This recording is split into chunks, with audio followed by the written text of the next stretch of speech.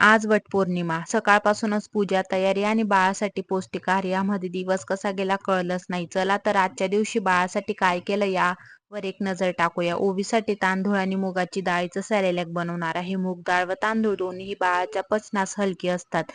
शिवाय आपण ते स्टोअर करूनही ठेवू शकतो आणि बनवायलाही खूप इझी असते. त्यानंतर दुपारी मी ओवीला डाळिंबाचा ज्यूस दिला होता. यात अँटीऑक्सिडंट्स आणि व्हिटॅमिन सी भरपूर असते. त्यामुळे बाळाची रोगप्रतिकार शक्ती वाढते. रस दिल्यावर लगेच बाळाला दूध देऊ नये. त्यानंतर मीही रेडी झाले. वटपौर्णिमा हा एक महत्त्वाचा आणि पावित्र्याचा सण आहे. महिलांसाठी खूप विशेष असतो. पतीच्या दीर्घायुष्यासाठी आणि समृद्धीसाठी सौभाग्यवती स्त्रिया वटवृक्षाची पूजा करतात.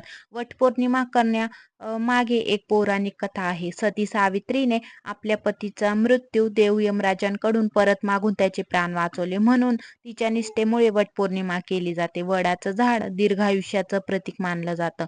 म्हणून त्याच्या भोवती 7 फेऱ्या घातल्या जातात. म्हणून मीही वडवृक्षाला 7 फेऱ्या घालून माझ्या पतीसाठी दीर्घायुष्याची प्रार्थना केली. सो भेटूया नेक्स्ट ब्लॉगमध्ये. Bye bye.